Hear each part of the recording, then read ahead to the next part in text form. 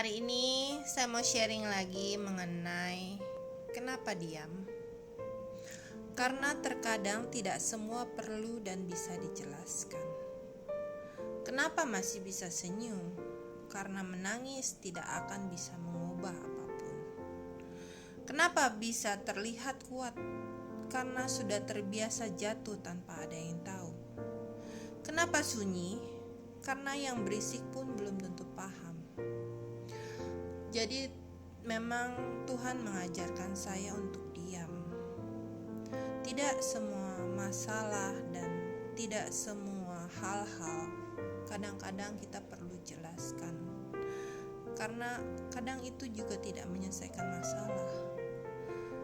Lebih baik kita diam dan kita terus berjalan.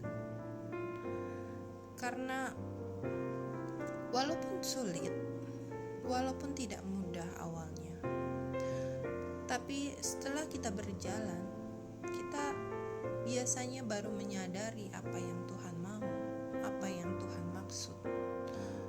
Karena saya percaya semua kejadian yang ada di hidup kita itu tidak ada yang kebetulan.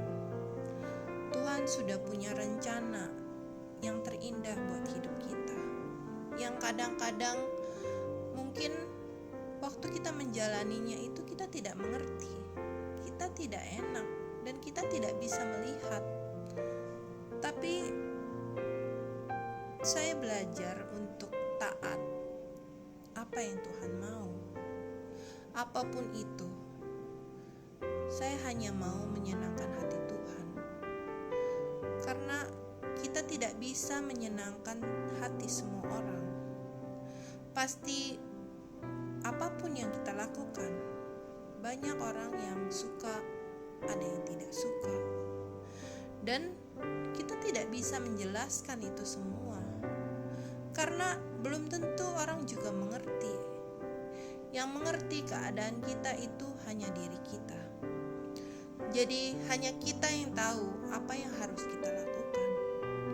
Dan kalau menurut kita sesuai dengan keadaan kita, lakukan saja. Mungkin tidak semua masalah kamu harus diam. Ada hal-hal tertentu yang bisa kamu jelaskan. Tapi ada hal-hal tertentu juga yang kamu tidak perlu jelaskan.